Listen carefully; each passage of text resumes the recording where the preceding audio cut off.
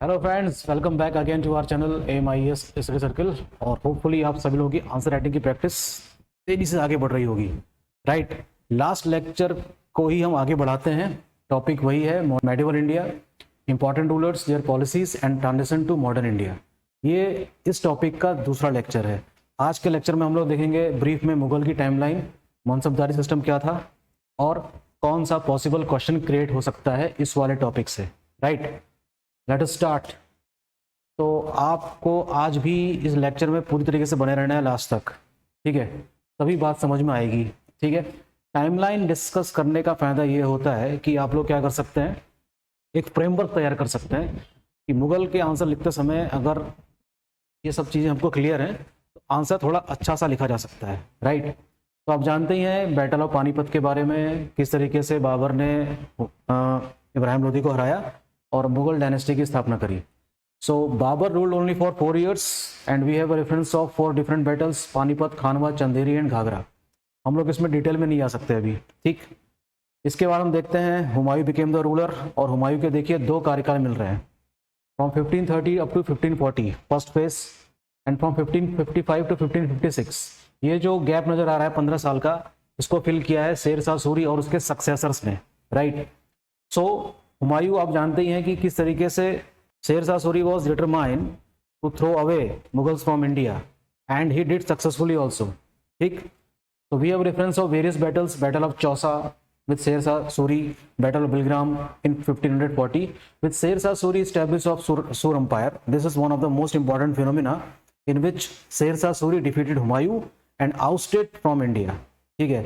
और हुमायूं जब banishment period में था तो उसी काल में अकबर का भी जन्म होता है, ठीक?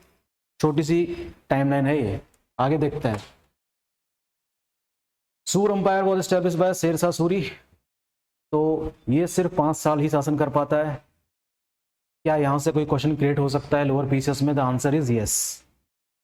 इसका जो एडमिनिस्ट्रेशन था वो काफी इंपॉर्टेंट है, खास तौर पे जो इसका जो प्रोविंशियल एडमिनिस्ट्रेशन है उसको एक बार आप जोड़ पढ़ लीजिएगा, ठीक है? तो इसका जो प्रोविंशियल एडमिनिस्ट्रेशन है, मैं मान के चल रहा हूं कि यहां से क्वेश्चन आ सकता है शेर शाह सूरी का जो प्रांतीय प्रशासन है वो, ठीक? ये इंपॉर्टेंट टॉपिक रहेगा जिसको आप छोड़ेंगे नहीं। बाकी सिकंदर सूर, आदिल सूर के बारे में ऐसा कोई क्वेश्चन नहीं आने वाला, ठीक है? तो उसको आप स्किप कर सकते हैं। शेर शाह सूरी पढ़ने के दौरान उसका एडमिनिस्ट्रेशन जरूर पढ़िएगा। राइट, आगे बढ़ते हैं। नाउ हुमायूं ने फिर से मुगल अंपायर रिस्टोर किया, ठीक है, हेमू को हराकर, सिकंदर सूर को हराकर, सॉरी। और उसके बाद हम देखते हैं कि वो ज़्यादा दिनों तक जिंदा नहीं रहता है, और उसके बाद हम देखते हैं कि किस तरीके से उसकी डेथ होती है सीढ़ियों से लड़खड़ाते हुए दीनपरा नाम की लाइब्रेरी से। और फिर से मुगल अंपायर एक बार से क्राइसिस में आ जाता है, और किस तरीके से बैरम खान के सहयोग से मुगल अंपायर फिर से रीस्टैब्लिश होता है। नाउ अब हमको पढ़ना पड़ता है किसके बारे में? अकबर के बारे में। Akbar rule between 1556 to 1605। तो रियल फाउंडर मानेंगे इसको मुगल एम्पायर का, और इसके समय में हम देखेंगे कि किस तरीके से एडमिनिस्ट्रेशन फिर से अच्छी तरीके से स्टैब्लिश होता है, और एक ऐसा बैकबोन प्रोवाइड करता है अकबर अपने पूरे कार्यकाल में कि मुगल एम्पायर लंबे समय तक बना रहता है। इसके बाद जो भी रूलर्स होंगे आफ्टर अकबर, जहांगीर, शाहजहां, औरंगजेब, उसी फ्रेमवर्क में रहते हुए थोड़े बहुत सुधार के साथ मुगल एम्पायर को बिल्कुल कह सकते हैं कि स्टेबल बना के रखते हैं। तो सेकंड बैटल ऑफ पानीपत के बारे में हम जानते हैं, बिटवीन अकबर एंड हेमू, जिसका टाइटल विक्रमादित्य भी था। Regent of Bairam Khan between 1556 to 1560। और फिर हम देखेंगे किस तरीके से अकबर ने अपना साम्राज्य विस्तार किया। ये कुछ इंपॉर्टेंट कैंपेन्स हैं अकबर के, स्टार्टिंग फ्रॉम मालवा, ठीक है, अप टू असीरगढ़। तो 1601 तक हम देखते हैं कि अकबर एक लंबा चौड़ा साम्राज्य बना के स्टैब्लिश कर चुका होता है, और कुछ अहमदनगर और इस तरह के जो छोटे छोटे किंगडम्स हैं अभी भी इंडिपेंडेंट्स थे, जिसको बाद में बाकी मुगल रूलर्स क्या करेंगे, मुगल एम्पायर में शामिल करेंगे। तो ये आप देख सकते हैं, इसमें हम डिटेल में अभी नहीं आ सकते, ठीक है? हल्दी घाटी के तो आपको पता ही है, बिटवीन महाराणा प्रताप एंड अकबर, ठीक? अच्छा, अब सवाल ये उठता है कि अकबर के कार्यकाल से क्या कोई क्वेश्चन बन सकता है? बिल्कुल बन सकता है। टॉपिक काफी इंपॉर्टेंट है। अकबर के कार्यकाल से 3 से 4 टॉपिक ऐसे हैं जहां से कोई एक क्वेश्चन बन सकता है। जैसे अकबर की रिलीजियस पॉलिसी भी बन सकता है, write a short note over Akbar religious policy, जिसमें आप इबादत खाना, महजर, ये सब चीज़ें आप दिखा सकते हैं अपने आंसर में। एक क्वेश्चन और क्या बन सकता है, what do you mean by the Dahsala system, Dahsala system क्या है, यहाँ से क्वेश्चन बनने की संभावना है, उसको भी आप पढ़िएगा। What do you understand by the मनसबदारी system, जिसको हम आगे अभी डिटेल में थोड़ा देखेंगे, किस तरीके से अकबर ने इसको स्टैब्लिश किया और कैसे ये भी एक ऐसा स्ट्रॉन्ग बेस प्रोवाइड करता है मुगल एम्पायर को लंबे समय तक के लिए। तौहीद इलाही एंड अदर्स, और इसके समय में आप देखेंगे ऑल राउंड प्रोग्रेस देखने को मिलेगा बहुत सारे फील्ड्स में, आर्ट, आर्किटेक्चर, पेंटिंग, ठीक है, म्यूजिक, लिटरेचर, एवरीथिंग। तो लगभग सभी क्षेत्रों में विकास देखने को मिलेगा अकबर के समय में, और उन सभी जगह से कोई ना कोई क्वेश्चन बन सकता है, ठीक है। उसके बाद जहांगीर का टाइम पीरियड शुरू होता है। जहांगीर का टाइम पीरियड आप देख सकते हैं, मुझे नहीं लगता है कि यहाँ से कोई क्वेश्चन आ सकता है, हो सकता है कि छोटा सा कोई क्वेश्चन जुद्दा पार्टी के बारे में आ जाए, तो आप देख सकते हैं, ठीक है। शाहजहां के टाइम पीरियड में भी क्या कोई क्वेश्चन बनने की संभावना है, तो हो सकता है वॉर ऑफ सक्सेशन से, उत्तराधिकार के युद्ध से कोई क्वेश्चन यहाँ पे आ जाए। वैसे और तो कोई मुझे संभावना नजर नहीं आती इस एग्जाम में, लोअर पीसेस के एग्जाम में नजर नहीं आती कि शाहजहां से कोई क्वेश्चन बनता हो। हाँ, आर्किटेक्चर के फील्ड में आ सकता है, ताजमहल के उसमें आ सकता है, क्योंकि अपर पीसेस वाले एग्जाम में यहाँ से क्वेश्चन आया है, राइट, ये देख सकते हैं। फिर Aurangzeb, last most important and most powerful ruler, जो अपनी रिलीजियस पॉलिसीज के लिए जाना जाता था। आप समझ सकते हैं कि औरंगजेब के समय में किस तरीके से औरंगजेब और मराठा एम्पायर के बीच में किस तरीके का फ्रिक्शन क्रिएट होता है, और लंबे समय तक मराठाओं का स्ट्रगल मुगलों के साथ रहता है। इसी दौरान शिवाजी की डेथ भी होती है 1680 में, लेकिन उसके बावजूद भी मराठों ने अपना संघर्ष जारी रखा। And after the decline of the Mughal, या कह सकते हैं कि जब मुगल का पतन हो रहा था तो मराठा साम्राज्य का उदय हो रहा था लगातार, वो भी एक बड़ी इंपॉर्टेंट फिनोमेना है। तो ये रहे औरंगजेब के समय के कुछ इंपॉर्टेंट इवेंट्स, जिसको आप जो पॉलिटिकल कैंपेन है उनको आप थोड़ा सा स्किप कर सकते हैं, क्योंकि अभी आपके पास समय नहीं है, राइट। तो औरंगजेब की रिलीजियस पॉलिसी पे क्वेश्चन जरूर आ सकता है, write a short note over Aurangzeb's religious policy, right. आपको पता ही है कि किस प्रकार से शिवाजी और औरंगजेब के बीच में जो तकरार थी, जो द्वेष था, जो विरोध था, उसको अच्छी खासी जगह दी गई है इतिहास के पन्नों में, ठीक। आगे बढ़ते हैं। औरंगजेब की रिलीजियस पॉलिसी में हम देखेंगे कि he abolish various practices which was started by earlier Mughal rulers.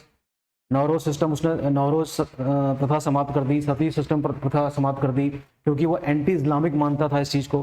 कई प्रकार के मंदिरों के टूटने का भी उल्लेख मिलता है, काशी विश्वनाथ और Banaras. Reimposition of jizya was made by Aurangzeb in 1679। Capital punishment awarded to Guru Tegh बहादुर इन 1675। तो औरंगजेब की जो रिलीजियस पॉलिसी है उसमें हमको पता चलता है कि किस प्रकार से सिख गुरुओं के साथ मुगल्स और सिखों के बीच में दुश्मनी स्टार्ट हो जाती है, जबकि इससे पहले वाले मुगल रूल के समय में सिखों और मुगलों के संबंध काफी ठीक थे, खास तौर पे अकबर के समय में, right. 30-year war, we have reference of 30-year war between Mughals and the Rajputs, जिसमें जसवंत सिंह देख सकते हैं कि किस प्रकार से संघर्ष को जारी रखते हैं। तो ये देखिए कुल कई सारे रिवोल्ट्स भी औरंगजेब के समय में, जाटों का हुआ था गोकुल और राजाराम के नेतृत्व में, सतनामी विद्रोह, अफगानों ने विद्रोह किया था, सिखों ने भी किया था, प्रिंस अकबर इसका जो बेटा है उसने भी किया था। तो इस प्रकार के तमाम आपको रिवोल्ट भी देखने को मिलेंगे औरंगजेब के समय में, ठीक है। तो ये तो एक छोटी सी ब्रीफ लाइन थी, टाइमलाइन थी, लेकिन और जो मुगल वाला चैप्टर है वो काफी लंबा चौड़ा है, टाइम टेकिंग है, ठीक है। लेकिन इस कम बचे हुए समय में आपको कुछ टॉपिक्स पे अच्छी पकड़ होनी चाहिए। खास तौर पे देख लेते हैं मनसबदारी सिस्टम से क्वेश्चन बनने की संभावना है। तो मैंने कुछ पॉइंट्स यहाँ पर मनसबदारी सिस्टम के बारे में लिखे हैं कि आपको आंसर में क्या लिख लेना चाहिए। What do you understand by मनसबदारी system, ये क्वेश्चन मैं कह रहा हूँ। तो you may start your answer from what. Mansab means rank which is awarded to an individual fixed both his status in the official hierarchy as well as his salary. The holder of the Mansab was supposed to be maintained for the service of the state. The holder could be given any administrative or military appointments. Thus, इस प्रकार से मनसबदारी system क्या हुई? Thus, मनसबदारी was a single service combining both civil and military responsibilities. तो मैं चाहूंगा आपके पास जो भी बुक हो, अगर सतीश चंद्र की किताब है तो उससे जरूर पढ़िएगा इस वाले पूरे सिस्टम को, ठीक है। मनसबदारी सिस्टम के में भी देखेंगे 3 प्रकार के मनसबदार आपको नजर आते हैं। 500 या उससे कम मनसब मिलने वाले को कहा जाता था मनसबदार। 500 और 2500 के मनसब को कहा जाता था आमिर या अमीर कहा जाता था। जिनको 2500 से अधिक का मनसब मिलता था वे कहलाते थे अमीर उम्दा। राइट, वेरी इंपॉर्टेंट, अपने आंसर में सबको इंक्लूड जरूर करिएगा। Mansab above 5000 to 10,000 reserved for princes. आप जानते ही हैं साम्राज्य का शासक है मुगल बादशाह, लेकिन जो प्रोविंसेस है उसका हेड किसको बनाया जाता था आमतौर पर?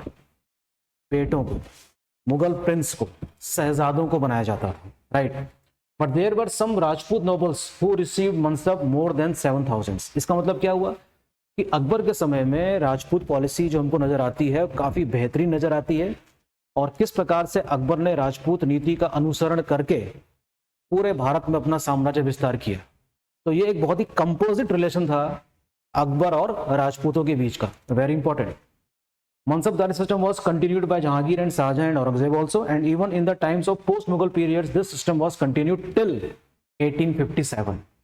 तो आप इन सब पॉइंट्स को आधार मान के अपना आंसर लिख सकते हैं, बुक रेफर कर सकते हैं एनसीईआरटी पुरानी वाली, सतीश चंद्र वाली, और हर आनंद पब्लिकेशन की बुक भी आप रेफर कर सकते हैं अगर आपके पास है तो। नहीं है तो जो भी आपके पास सोर्सेस हैं उसका इस्तेमाल करके कम से कम मनसबदारी सिस्टम जरूर पढ़िएगा। राइट, अब इसी मनसबदारी सिस्टम में हम देखते हैं कि आगे चल के 2 प्रकार की रैंक जोड़ी जाती है, one is called zat and one is called sawar. Most of the information regarding mansabdari and its associated functionary comes from Abul Fazl Ain Akbari. Mansabdar were grouped into 3 categories. Those who maintained sawar equal to their mansabdar were placed in first category. Those who maintained sawar half or more than that but not equal were placed in second category. Zaat denotes salary and its position, while sawar denotes number of horsemen. Mansabdar were not hierarchical. After the death of Mansabdar, his mansab came to an end. Their appointments, promotions, transfer, allotment of Jagir, all were made by Mughal emperor. अर्थात कौन किसको कितना मनसब देना जाना है ये मुगल बादशाह तय करते थे। राइट, तो these are some of the important points you must consider. ठीक है, तो मुगल पीरियड आप पढ़िए, तेजी से पढ़िए, पॉलिटिकल अचीवमेंट्स बहुत ज़्यादा देखने की जरूरत नहीं है। Religious policy of Akbar, मनसबदारी system of Akbar, और मुगल में और क्या आ सकता है? मुगल में आ सकते हैं उनकी cultural activities, art and architecture. Art में देखेंगे लिटरेचर, म्यूजिक, पेंटिंग, और आर्किटेक्चर आप जानते ही हैं स्थापत्य कला, जिसमें लगभग सभी क्षेत्रों में हम देखते हैं कि मुगलों ने मील का पत्थर साबित किया है। पेंटिंग की अगर बात करें तो क्वेश्चन आ सकता है, write a short note over the Mughal painting in reference to the with special reference in the Jahangir time. Architecture के संबंध में यही बात शाहजहां के से संबंधित पूछी जा सकती है। पेंटिंग्स और लिटरेचर की अगर हम बात करें तो अकबर वाले समय को काफ़ी मतलब इम्पोर्टेंस मिलती है।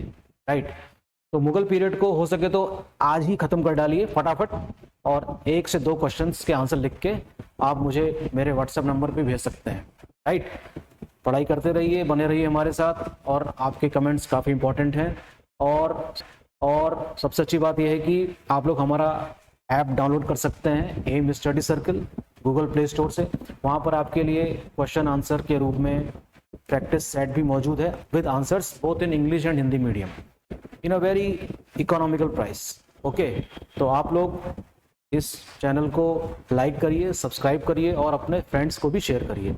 मिलते हैं नेक्स्ट लेक्चर में। All the best, thank you.